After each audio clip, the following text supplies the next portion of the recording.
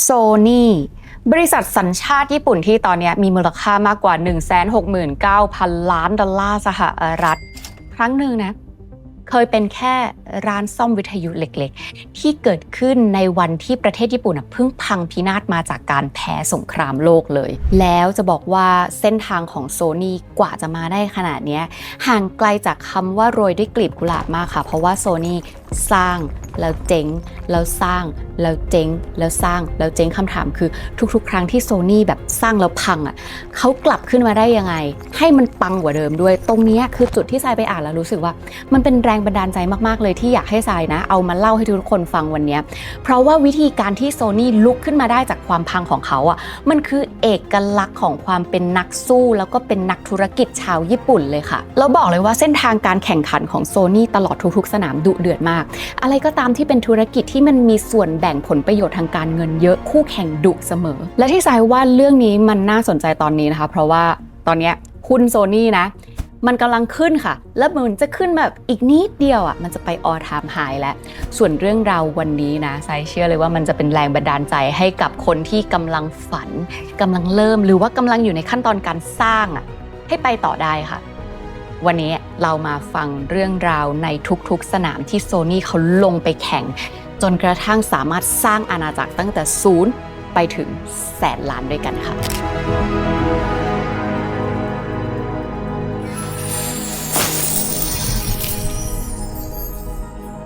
สนับสนุนเรื่องราวการสร้างอาณาจักรตั้งแต่ศูนย์ถึงแสนล้านของ Sony ในช่อง Sai Money Monster กันได้ที่ QR Code นี้ค่ะหรือว่าสนับสนุนช่อง Sai Money Monster กันได้ง่ายมากๆเลย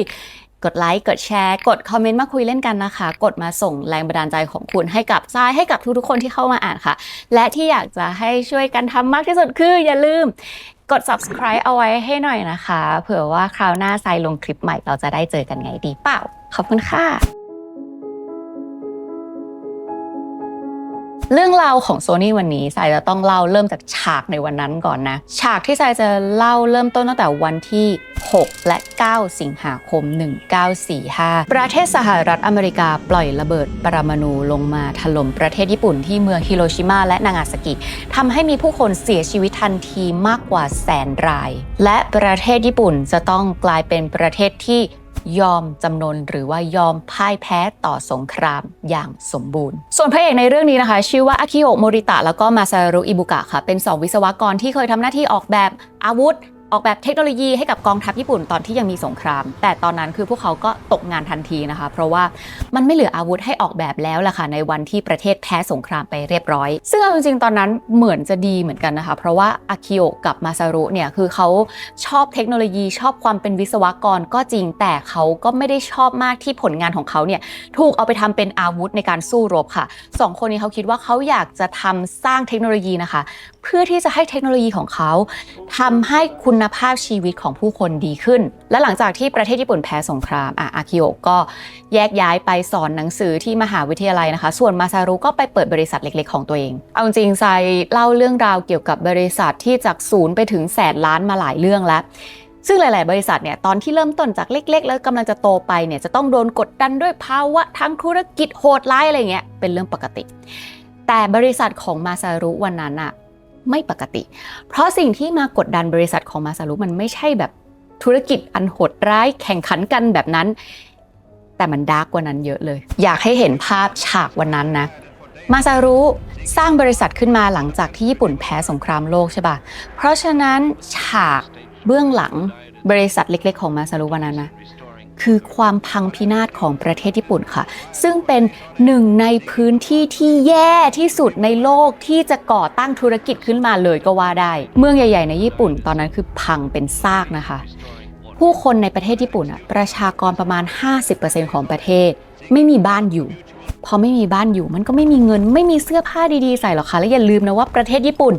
หนาวเพราะฉะนั้นภาพที่ทุกคนเห็นอยู่แบบข้างทางเป็นฉากปกติเลยก็คือคนแข็งจนตุยอยู่ข้างทางค่ะส่วนครอบครัวที่พลัดพรากกันนะไม่ต้องตามหามันตามหากันยากมากๆมันไม่มีอุปกรณ์อะไรให้สื่อสารค่ะเพราะฉะนั้นคนวันนั้นนอกจากจะแบบไม่มีบ้านหนาวจนมีชีวิตอยู่ไม่ได้ ไม่มีคนที่รักไม่มีครอบครัวตามหาไม่ได้ไม่รู้ด้วยซ้ำว่าครอบครัวของเรายังมีหรือไม่มีชีวิตอยู่แล้วแล้วช่วงนั้นเองนะ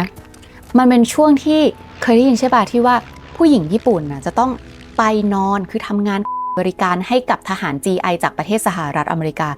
ยอมบริการแลกข้าวส่วนผู้ชายมันไม่มีงานที่ถูกกฎหมายทำค่ะเขาไปทำอะไรเข้าแก๊งยากุซ่าเกิดเป็นมาเฟียญี่ปุ่นขึ้นก็คือยุคนั้นแต่มาซารุทำอะไรสร้างบริษัทแล้วด้วยความที่ภาคเพียรขนาดนั้นเนี่ยนะมาซารุก็คือสร้างสิ่งประดิษฐ์นวัตกรรมอะไรใดๆของเขาขึ้นมาเนี่ยพยายามมันก็น่าจะเวิร์กแต่ไม่เวิร์กเพราะไม่มีอะไรพอดีเลยจังหวะเวลาไม่ดีอุปกรณ์ไม่ดีอะไรก็ไม่ดีชิ้นแรกที่มาซารุสร้างคือหม้อหุงข้าวไฟฟ้าค่ะแล้วมันก็หุงแบบสุกบ้างดิบบ้างไม่บ้างเรียกว่าเจ๋งไม่เป็นท่านะคะไม่หยุดชิ้นต่อไปสร้างผ้าห่มไฟฟ้าแล้วทดลองใช้ปรากฏว่าอุ่นบ้างไฟลุกบ้างไม่เวิร์กเหมือนกันพังแต่มาซารุไม่หยุดไงสิ่งหนึ่งที่มาซารุคิดนะคะก็คือทุกๆครั้งที่เขาล้มเหลวมันคือทุกๆก้าวที่เขาเดินเข้าไปใกล้ความสำเร็จมากขึ้นเขาก็ทำไม่หยุดแล้วก็ยังค้นหาช่องทางในการที่จะทำมาหากินต่อไปนะคะจนกระทั่งในที่สุดเจอช่องทางหนึ่งที่มันเวิร์กก็คือการซ่อมวิทยุการทำธุรกิจนะบอกเลยว่าเก่งอย่างเดียวไม่พอเล่ามาหลายเรื่องแล้วเก่งมันต้องมีเฮงด้วยหน้าที่ของเราคือทำตัวเก่งให้พร้อมเข้าไว้เฮงมาเมื่อไหร่จะได้ปุบปับรับโชคเลยและที่บอกว่าธุรกิจการซ่อมวิทยุที่มาซารุไปเจอเนี่ยมันเวิร์กเพราะว่าตอนนั้นคือหลังสงครามโลกใช่ปะซึ่งตอนสงครามโลกรัฐบาลญี่ปุ่นเขาต้องไปไล่ตัดสายวิทยุทำลายเครื่องวิทยุอะไรแบบนี้หมดเลยเพราะว่าป้องกันประชาชนไม่ให้รับข่าวสารที่เป็น propaganda มาจากประเทศสหรัฐอเมริกาแต่พอหลังสงครามจบแล้วยังไงก็ไม่มีวิทยุใช้ไงไม่มีอะไรฟังเพลงเลยปรากฏว่าวิทยุพังทั้งประเทศนะคะมาซารุก็เลยเห็นโอกาสนี้นะคะแล้วก็เสนอให้บริการซ่อมวิทยุค่ะและตอนนั้นใช่มาซารุก็เลยแบบออกเดินสายนะคะให้บริการซ่อมวิทยุซ่อมสายวิทยุนะคะจนกระทั่งโอ้โหเป็นเรื่องดังเลยแล้วก็มีนิตยสารเอาเรื่องที่มาซารุเนี่ยซ่อมวิทยุไปลงไปเขียนนะคะตอนนั้นอากิโอะจำอากิโอะได้ไหมเพื่อนเก่าสมัยที่เคยทำงานแบบออกแบบอาวุธสงครามด้วยกันอากิโอะอ่านเจอบทความในนิตยสารเรื่องของมาซารุค่ะอากิโอะเขาก็เลยแบบว่ารีบติดต่อมาซารุกลับไปเลยนะแบบเฮ้ยเพื่อนมีอะไรให้กูช่วยป่ะวะมาซารุแบบเฮ้ยเห็นอากิโอะติดต่อมาคือดีใจมากแล้วทั้งสองก็เลยตัดสินใจเลยว่าเอาวะเราต้องกลับมาทำงานด้วยกันดิเดี๋ยวเราจะเปิดบริษัทด้วยกันนะตอนนั้นพ่อเขาก็อนุญาตแหละให้อากิโอะได้มาทำในสิ่งที่ตัวเองรักแล้วก็ให้เงินทุนมาด้วย 190,000 เยนหลังจากนั้นอากิโอะและมาซารุเนี่ยเขาก็เลยร่วมมือกันนะคะจดทะเบียนบริษัทอย่างเป็นทางการภายใต้ชื่อว่าTokyo Telecommunications Engineering Corporation ชื่อยาวนิดนึงซึ่งไอ้บริษัทเนี้ยต่อไปมันจะกลายเป็น Sony ค่ะแล้วหลังจากที่รับงานซ่อมสายวิทยุอะไรใดๆนะคะมาซารุกับอากิโอะเขาก็เริ่มมีเงินทุนละระหว่างนั้นก็ผลิตเทคโนโลยีประดิษฐ์อะไรใหม่ๆออกมาบ้างดีบ้างเจ๊งบ้างก็คือไม่ได้ปังเสมอไปแต่ก็ไม่ถึงกับพังนะคะจนกระทั่งปี 1950 ก็คือได้รับงานทำเครื่องบันทึกเสียงให้กับรัฐบาลของญี่ปุ่นก็ไม่ได้ดีขนาดนั้นแต่ดีมากๆที่ได้ทำเพราะว่าไอ้เครื่องวิทยุที่ทำให้รัฐบาลวันนั้นมันคือพื้นฐานของการสร้างวิทยุแบบพกพาค่ะและในปี 1952 นะคะอากิโอะกับมาซารุเขาก็ได้ยินข่าวสำคัญข่าวหนึ่งก็คือมีบริษัทในสหรัฐอเมริกาเขาประดิษฐ์สิ่งเขาเรียกว่าเทคโนโลยีใหม่ล่าสุดออกมาสำเร็จวันนั้นเรียกว่าทรานซิสเตอร์โอ้โหเป็นเทคโนโลยีสุดล้ำเลยนะออกมาแบบปฏิวัติวงการเลยแล้วข่าววันนั้นก็คือว่าไอ้บริษัทเนี้ยที่ประดิษฐ์ทรานซิสเตอร์ได้เนี่ยกำลังขายลิขสิทธิ์ในการผลิตทรานซิสเตอร์อยู่อากิโอะก็เลยบินไปอเมริกาเลยเพื่อที่จะไปซื้อไอ้ตัวลิขสิทธิ์นี้กลับมานะคะแล้วตอนที่อากิโอะบินไปอเมริกาเนี่ยอากิโอะไม่ได้กลับมาแค่ใบอนุญาตการผลิตทรานซิสเตอร์แต่อีกสิ่งหนึ่งที่อากิโอะได้กลับมาด้วยคือการที่ได้ไปเห็นบ้านเมืองของอเมริกาตึกสูงระฟ้าการให้บริการแบบล้ำสมัยเทคโนโลยีอะไรใดๆและทำให้อากิโอะรู้ว่าประเทศญี่ปุ่นของเขาวันนั้น มันล้าสมัยค่ะวันนั้นอากิโอะตั้งปณิธานกับตัวเองเลยนะว่าวันหนึ่งอ่ะเขาจะทำให้คำว่า made in Japan กลายเป็นคำที่มีความหมายสำหรับโลกใบนี้ให้ได้ถึงแม้ว่าตอนนั้นเขายังไม่รู้หรอกนะว่าจะทำยังไงได้เอาล่ะไหนๆก็จะผลิตภัณฑ์ที่มันเป็นเทคโนโลยีระดับโลกกันแล้วเราเปลี่ยนชื่อแบรนด์กันหน่อยดีไหมของเดิมยาวเหลือเกินอะไรนะ Tokyo Telecommunication Engineering Corporation เปลี่ยนเป็นอะไรดีอะไปเอาพจนานุกรมมาเปิดเจอคำว่า Sonus เป็นคำภาษาลาตินที่แปลว่าเสียงอีกเจออะไร Sonny เป็นแสลงที่แปลว่าผู้ชายไหนลองพูดรวมกันดูดิ3 2 1พร้อมกัน so นี่เท่ดีเอาคำนี้แหละแล้วพวกเขานะคะก็ใช้ชื่อ Sony กับผลิตภัณฑ์ใหม่ล่าสุดที่ใช้เทคโนโลยีทรานซิสเตอร์ค่ะผลิตออกมาเป็นเหมือนจะเป็นวิทยุพกพานะก็คือเล็กลงและก็ปรากฏว่าวิทยุพกพาเทคโนโลยีทรานซิสเตอร์ของ Sony ล็อตแรกนั้นปังใช่ปังปินาศใช่เลย 95% ของวิทยุที่ Sony ผลิตขึ้นมาล็อตแรกนะคะไม่ดีค่ะมีปัญหาหมดทีนี้มันก็เลยแย่เลยนะคะเพราะว่าลูกค้าก็เลยเกิดแบบว่าทัศนคติแล้วว่าสินค้า Sony ไม่มีคุณภาพเสียหายเยอะเลยขาดทุนแบบเงินลงทุนไปเยอะมากๆก็เลยทำให้ตอนนั้นSony ก็ต้องแก้ปัญหาโดยการไปกู้เงินมาพอได้เงินมาทีนี้ก็เอาใหม่สิ่งที่Sony ทำคือมีปัญหาตรงไหนลิสต์มันขึ้นมาแก้มันทีละอย่างแล้วก็พัฒนาให้มันมีคุณภาพให้ได้จนกระทั่งในปี 1955 ค่ะหลังจากที่ Sony หายไปฝึกฝีมือมาหลายปีนะคะเขาก็สามารถออกผลิตภัณฑ์ที่เรียกว่าวิทยุพกพาเครื่องแรกของโลกได้ในชื่อรุ่น TR-63 เพราะว่าอะไรรู้ไหมมันเล็กพอที่จะใส่กระเป๋าเสื้อได้และมันราคาถูกพอที่จะขายแบบแมสได้แล้วก็ไอวิทยุพกพา TR-63 นี่แหละที่ทำให้ Sony แบบก้าวกระโดดไปอีกขั้นหนึ่งค่ะคือจากบริษัทธรรมดากลายเป็นหนึ่งในบริษัทที่ใหญ่ที่สุดในญี่ปุ่นไปเลยหลังจากนั้นภายในปี 1957 Sony ก็คือมีพนักงาน 1,200 คนปี 1960 Sony ได้จัดจำหน่ายในประเทศสหรัฐอเมริกาเป็นครั้งแรกค่ะและบริษัท Sony นะคะก็เป็นบริษัทแรกของประเทศญี่ปุ่นเลยที่ได้จดทะเบียนในตลาดหลักทรัพย์ของสหรัฐอเมริกา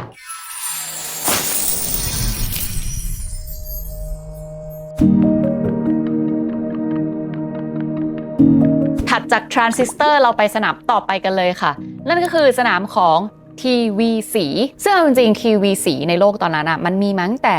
ช่วงกลางๆ1950แล้วนะ They are now transmitting a black and white picture. By pressing this button, which I now do, the cameras are transmitting a live color picture. แต่ว่าทีวีสีมันแบบไม่ชัดไม่สว่างเบลอภาพแบบอะไรอย่างเงี้ยแถมแพงด้วยคนก็เลยยังนิยมที่จะดูทีวีขาวดำมากกว่าค่ะซึ่งตรงนั้นเขาเรียกว่าเพนพอยต์เพนพอยต์นี่มันเป็นกติกาคลาสสิกของธุรกิจมากๆเลยนะคะว่าในเกมธุรกิจเนี่ยสำหรับเรื่องเพนพอยต์นะใครเห็นก่อนใครแก้ได้ก่อนและใครแก้ได้ดีกว่าคนนั้น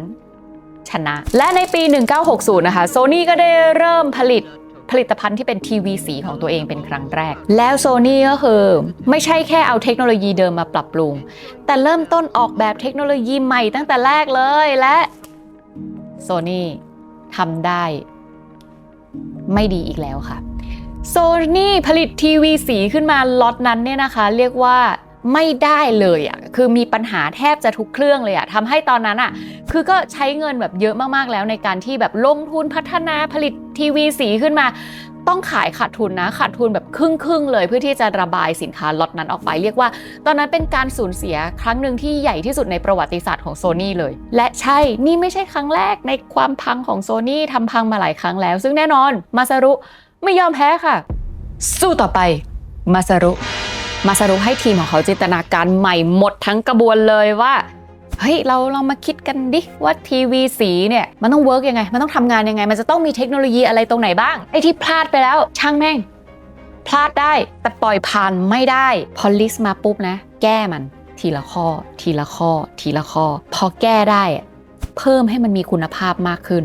แล้วพอเพิ่มให้มันมีคุณภาพมากขึ้นแล้วทำอะไรต่ออีกอย่างรู้ปะหาวิธีลดต้นทุนใช่และแล้ว Sony ก็ได้ให้กำเนิดทีวีสีที่ชื่อว่า Trinitron ที่มีภาพสว่างกว่าคมชัดกว่าทีวีสีทุกรุ่นเลยที่มีในตลาดตอนนั้นเรียกว่า Sony ในที่สุดชนะค่ะและชัยชนะในตลาดทีวีสีของ Sony ครั้งนั้นนะคะทำให้ Sony เนี่ยได้เป็นเจ้าในการขายทีวีสีอยู่แบบหลายสิบปีเลยจนกระทั่ง Sony นะสามารถขายทีวีสี Trinitron เนี่ยไปได้ประมาณ290ล้านเครื่องทั่วโลกได้รางวัลเอมมี่ในปี1973ด้วยและแล้วนะไอทีวีสี Trinitron เนี่ยแหละเป็นครั้งแรกที่ทำให้คำว่า Made in Japan มีความหมายสำหรับโลกใบนี้เหมือนอย่างที่อากิโอะเคยตั้งปณิธานเอาไว้ค่ะมีแรงและสนามต่อไปเครื่องบันทึกวิดีโอเทปค่ะอีกเพนพอยต์หนึ่งที่ Sony เจอนะคะในยุค1970ก็คือคนดูทีวีใช่ไหมแต่เวลาที่คนดูทีวีช่วงนั้นอะคือจะต้องดูทีวีตามเวลาออกอากาศเท่านั้นซึ่งถ้าเกิดว่าพลาดไม่ได้ดูรายการที่ตัวเองชอบในเวลาที่มันออกอากาศคือพลาดไปเลยแบบอย่างเช่นแบบละครนะตอนสุดท้ายสนุกมากๆเลยดูมาทั้งเรื่องเลยจนกระทั่งตอนสุดท้ายติดธุระอยู่นอกบ้านแกไม่ได้ดูเลยนะแล้วไปหาดูซ้ำไม่ได้ด้วยนี่คือโศกนาฏกรรมนี่คือความเศร้าเราเข้าใจ แต่ว่าจะขำทำไมเนี่ยอะแต่ว่าในยุคนี้เอาจริงๆถ้าเวลาเราแบบดูอะไรอย่างเงี้ยมันดูรีรันได้ไงไปเปิดดูรีรันในแบบแพลตฟอร์มงั้นงุ้นงี้ไม่มีปัญหาแต่ตอนนั้นคือมันไม่ได้แล้วใจรู้เลยว่ามันเศร้ามากถ้าเกิดว่าเราดูซีรีส์มาทั้งเรื่องแล้วเราอดดูตอนจบอย่างเงี้ยSony เขาเห็นเพนพอยต์เนี่ยเขาก็เลยผลิตเครื่องบันทึกวิดีโอเทปที่เรียกว่า Betamax ขึ้นมาค่ะเอาเป็นว่าถ้าเกิดว่าคุณติดธุระอยู่นอกบ้านคุณสามารถฝากให้คนที่บ้านนะกดอัดตอนที่คุณอยากดูเอาไว้ได้เลยแล้วก็มาดูวนซ้ำกี่ครั้งก็ได้และแน่นอนว่าไอ้เครื่อง Betamax เนี่ยมันแบบจึกเพนพอยต์ได้ถูกจุดมากเลยใช่ไหมคะเพราะฉะนั้นเครื่องนี้ประสบความสำเร็จมากในช่วงแรกเพราะว่าอะไรรู้ป่ะพอผลิตไปได้แป๊บเดียวมันมีคู่แข่งผลิตขึ้นมาเลยชื่อว่าเครื่อง VHS ค่ะเป็นเครื่องบันทึกวิดีโอเทปเหมือนกันและ VHS ถูกกว่าเพราะฉะนั้นไม่น่าเชื่อนะ Betamax อะพังเลยนะคือขายได้น้อยไปเลยอะบทเรียนนี้สอนให้รู้ว่าอะไรรู้ป่ะในเกมที่เรียกว่าการมองเพนพอยต์อะต่อให้คุณจะแก้ได้ก่อนแล้วแก้ได้ดีเนี่ยนะแต่ถ้ามีคนอื่นแก้ได้ทีหลังแต่ถูกกว่าคุณก็แพ้อยู่ดีค่ะอันนี้มันเหมือนกับเกมที่ตอนนี้สหรัฐอเมริกากำลังสู้อยู่กับจีนคือนวัตกรรมอะไรใดๆสหรัฐอเมริกาทำได้ก่อนแต่จีนทำได้ถูกกว่าก็มีโอกาสชนะเหมือนกันเอาเป็นว่าในเกม Betamax เนี่ย Sony เรียกว่าแพ้นะคะแล้วก็เจ็บเรื่องเงินทุนไปเยอะพอสมควรแพ้สนามนี้ไม่เป็นไรไปต่อสนามต่อไป Walkmanอันนี้ถ้าเกิดว่าใครรุ่นเดียวกับทรายน่าจะทันน่าจะรู้จักแหละหลังจากที่ทำคลอด Betamax ไป4ปีในปี1979 Sony ก็ให้กำเนิด Walkman เครื่องเล่นเพลงแบบพกพานะคะที่คราวนี้จะใส่หูฟังได้ด้วยก็คือฟังเพลงได้แบบไม่รบกวนคนอื่นเลยมันเป็นอินสปิเรชันมาจากที่อากิโอะเนี่ยค่ะเขาจะต้องเดินทางไปทำธุรกิจไปแบบเจรจาอะไรอย่างเงี้ยทั่วโลก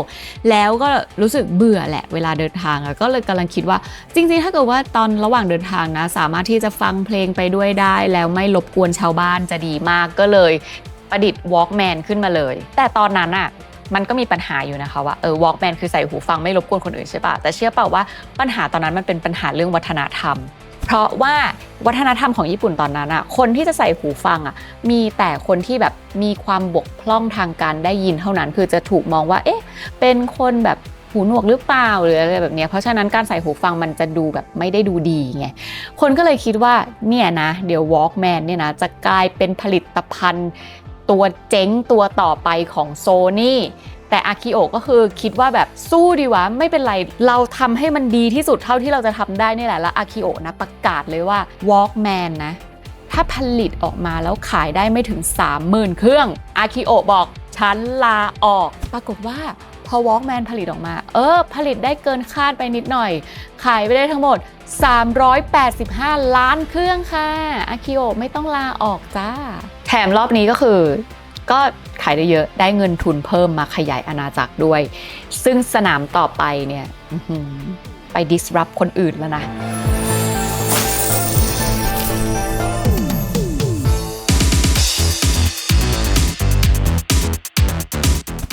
next station สนามต่อไปที่โซนี่ลงไปรบด้วยนั่นก็คือ CD งานนี้โซนี่คือมีเงินทุนเยอะแล้วนะเล่นเกมบุกค่ะเกมรุกคาดก็เริ่มมาแล้วกับในสนาม CD นี่แหละซึ่งคราวนี้โซนี่ไม่ได้พัฒนาแค่ผลิตภัณฑ์ละผลิตภัณฑ์พัฒนาขึ้นมาเพื่อที่จะขายเพื่อที่จะทำธุรกิจเพื่อที่จะทำเงินใช่ป่ะเพราะฉะนั้นนอกจากที่จะพัฒนาผลิตภัณฑ์รอบนี้โซนี่ออกแบบโมเดลการสร้างรายได้ขึ้นมาพร้อมๆกันด้วยซึ่งมันปังมากซึ่งตอนนั้นโซนี่เนี่ยใช้เวลา14 ปี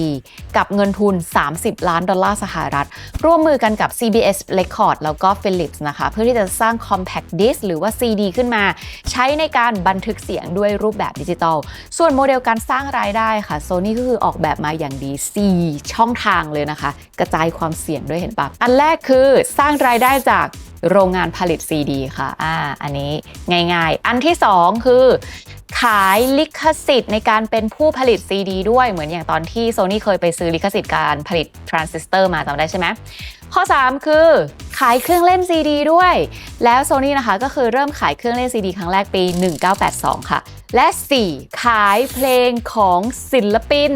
ในค่ายของ Sony Music Entertainment ด้วยใช่ค่ายนี้ใหญ่เป็นอันดับ2ของโลกตอนนี้เลยแล้วความออกแบบผลิตภัณฑ์ไปพร้อมๆกับโมเดลการสร้างรายได้มันปังมากจริงค่ะเพราะว่าไอ้โมเดลการสร้างรายได้4อย่างของ Sony มันลิงก์กันไปลิงก์กันมาค่ะเพราะถ้าเกิดว่า CD มันมีความแบบป๊อปปูล่าสมมติว่า Sony นะสร้างศิลปินขึ้นมาแล้วแบบผลิต CD ออกมาแล้วคนชอบ CD มันป๊อปปูล่าใช่ป่ะมันก็จะมีเจ้าอื่นอยากผลิต CD เพราะฉะนั้นรายได้จากการขายลิขสิทธิ์ในการผลิต CD มันก็จะเยอะขึ้นแล้วพอมีคนผลิต CD เยอะขึ้นทีนี้อะไรเครื่องเล่น CD ก็ขายได้เยอะขึ้นไงแล้วยิ่ง CD มันป๊อปปูล่ามากขึ้น Sony ผลิตได้เยอะขึ้นโรงงานผลิต CD ก็ได้เงินเยอะขึ้นแล้วยิ่งเครื่องขาย CD มันขายได้เยอะมากใช่ไหมทุกคนมีเครื่องเล่น CD อยู่แล้ว Sonyสร้างศิลปินขึ้นมาแล้วขายในรูปแบบ CD มันก็ขายง่ายแล้วก็ขายได้เยอะขึ้นแล้วมันก็วนไปอย่างนี้นั่นแหละทำให้ CD เนี่ยนะกลายเป็นผลิตภัณฑ์ที่ทำให้ Sony แบบเติบโตแบบสโนว์บอลทำให้ในปี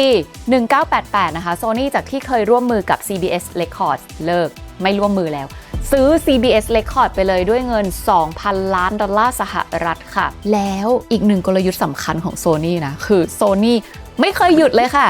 สู้ชนะแล้วไปต่อชนะแล้วไปต่อแพ้ก็ไปต่อเหมือนกันจนกระทั่งสนามต่อไปนะคะถัดจากสนามที่ไปบุกวงการเพลงมาแล้วสนามต่อไป Sony ไปบุกวงการเกมต่อค่ะในปี1991 Sony กระโดดเข้าสู่วงการเกมนะคะตอนแรกๆเนี่ย Sony ไปพาร์ทเนอร์ร่วมมือกันพัฒนากับ Nintendo ด้วยแต่พอทำไปทำมานะ Nintendo ก็เริ่มเห็นว่าแบบเฮ้ยทรัพยากรหรือเทคโนโลยีของ Sony เนี่ยมี CD ด้วยอะไรด้วยเนี่ยกลัวจะโดน Sony หักหลัง Nintendo ทำไปทำมาไงไม่รู้หักหลัง Sony ก่อนแล้ว Sony โกรธมากแล้วก็เลยกลายเป็นเกมแบบสู้กันไปสู้กันมาจนกระทั่งสุดท้ายSony ออกเครื่อง PlayStation 1-2 มาชนะ Nintendo ค่ะชนะด้วยตัวเลขยอดขายมากถึง250 ล้านเครื่องในจำนวนนั้นคือขายได้2 เครื่องทั้ง Play 1 และ Play 2 โดนไหมจบจากสนามเกมเรียบร้อยSony ไม่รู้เอาแรงมาจากไหนไปต่อสนามภาพยนตร์ค่ะแล้วตอนที่ Sony นะไปบุกสนามภาพยนตร์จะบอกว่า Sony เฮงมากด้วยตอนนั้นปี1989ค่ะ Sony ไปซื้อสตูดิโอภาพยนตร์ Columbia Picture Entertainment ที่ตอนนี้กลายมาเป็น Sony Picture Entertainment นั่นแหละและตอนนั้นปี1998มันมีบริษัทหนึ่งที่แบบกำลังร้อนเงินค่ะก็คือMarvel ตอนนั้น Marvel ร้อนเงินนะคะอยากได้เงินแบบด่วนๆเลยก็เลยคิดว่าทำยังไงดีนะถึงจะแบบหาเงินสดมาได้ด่วนๆตัดสินใจขายอะไรก็ได้แล้วตอนนั้นขายคาแรคเตอร์ที่สร้างเงินได้มากที่สุดของตัวเองออกมาค่ะคือขาย Spider-Man ให้ Sony ในราคาแค่$7 ล้านสหรัฐ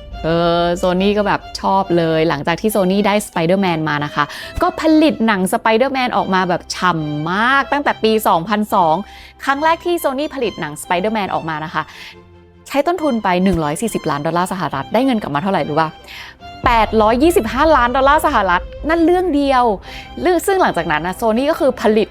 หนังสไปเดอร์แมนออกมาแบบทุกๆ 4-5 ปีเลยใช่ปะจนถึงตอนนี้นะโซนี่ทำเงินได้จากคาแรคเตอร์สไปเดอร์แมนที่ไปซื้อลิขสิทธิ์มาเท่าไหร่รู้ปะ$9,000 ล้านสหรัฐจากที่ซื้อมาแค่7 ล้านอ่ะเฮงปะล่ะเฮงดีซึ่งเอาจริงโซนี่อ่ะจริงๆแล้วอ่ะมีโอกาสที่จะสร้างรายได้จาก Marvel ได้มากกว่านี้อีกเพราะว่าตอนนั้นที่ Marvel เงินสดขาดมือเขามีเสนอขายแก๊งแอดเวนเจอร์ทั้งแก๊งเลยนะให้โซนี่บอกว่ารับไหมทั้งแก๊ง25 ล้านแต่ว่าโซนี่ไม่เอา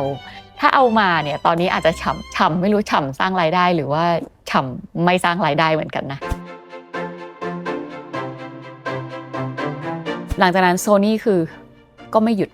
ยุดจริงๆคือยังคงก้าวต่อไปแล้วก็คือจากวงแบบวิทยุเครื่องเล่นนู่นนี่นั่นก็คือใหญ่ขึ้น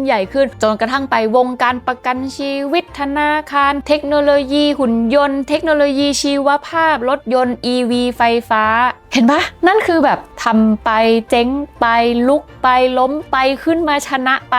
นั่นขนาดโซนี่นะเขาเก่งขนาดนั้นเขามีเงินทุนเยอะขนาดนั้นเขาก็ยังล้มเลยเคยล้มจนถึงขนาดว่าไม่ได้มีแค่เฮงอ่ะซวยก็มีเคยโดนเกาหลีเหนือแฮกอันนี้ทรายเคยเล่าไว้เหมือนกันแฮกตอนที่โซนี่อ่ะทำเรื่องอินเทอร์วิวแล้วกำลังจะปล่อยตัวออกไปแล้วคือในเรื่องอินเทอร์วิวอ่ะมีไปล้อเลียนผู้นำเกาหลีเหนือไงก็เลยโดนเกาหลีเหนือแฮกแล้วตอนนั้นคือโอบามาเขาก็ออกมาบอกนะว่าเกาหลีเหนือจะต้องมารับผิดชอบอะไรใดๆนี้แต่มันก็คลุมเครืออยู่ดีแหละว่าใช่เกาหลีเหนือแฮกจริงหรือเปล่าเพียงแต่ว่าตอนนั้นอ่ะคือเสียหายหนักเวอร์หนักมากแต่โซนี่ก็คือกลับมาได้อยู่ดีเพราะฉะนั้นเรื่องที่ไซเล่าวันนี้นะคนที่ฟังอยู่อ่ะไซไม่รู้หรอกว่าฟังเอามันเฉยๆฟังสนุกฟังก่อนนอนฟังตอนกินข้าวอะไรอย่างเงี้ยหรือว่าคุณกำลังแบบมีความฝันหรือเปล่ากำลังอยากจะทำกำลังเริ่มต้นทำหรือกำลังทำไปแล้วอ่ะไซคิดว่าเรื่องราววันนี้มันน่าจะเป็นแรงบันดาลใจให้คุณได้แหละดูดิขนาดโซนี่อ่ะเขาเริ่มจากศูนย์เขายังไป100,000 ล้านได้เลยแค่แบบอย่าเพิ่งหยุดดิทำต่อแล้วก็ไม่แน่หรอกนะว่าความฝันของคุณหรือเรื่องที่คุณกำลังทำอยู่ตอนนี้ถึงมันจะแบบเล็กอะมันอาจจะไปจบที่100,000 ล้านก็ได้และอย่าลืมกลับมาเล่าให้สายฟังบ้างนะ